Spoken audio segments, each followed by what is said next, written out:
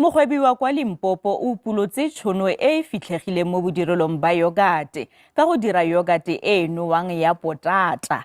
Edward Kgarose wa kwa Gamolepo kwa Polokwane o tsamaile maeto a bapatsa seno mo mebarakeng ya boditšhaba.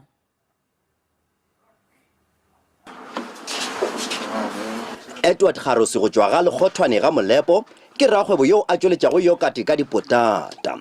O thomile se ka moraleng wa gabo ka go hlakanya dipotata tšeo bommage ba bego ba di apeile le maswi fa go tsweletšego seno sa yogate. Gabiale o butše lefelo la go tsweletša dino tše ka Polokwane. O re o nyaka go godiša kgwebo ye go ya mebarakeng ye megolo le ya boditšhabatšhaba.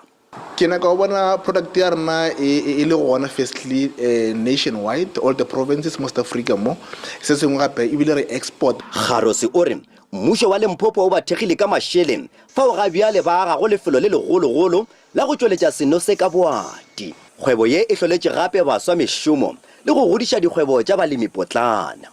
Ke thabela ka mokgwa company ya rena re hloletše mešomo. Leeto la Kgarose ke sešupo sa gore kgotlelelo e tswala katlego ka go le lengwe o tlišitše diphetogo go tša kgwebo mola ka go le lengwe a hlotše mešomo le go ba le seabe ikonoming.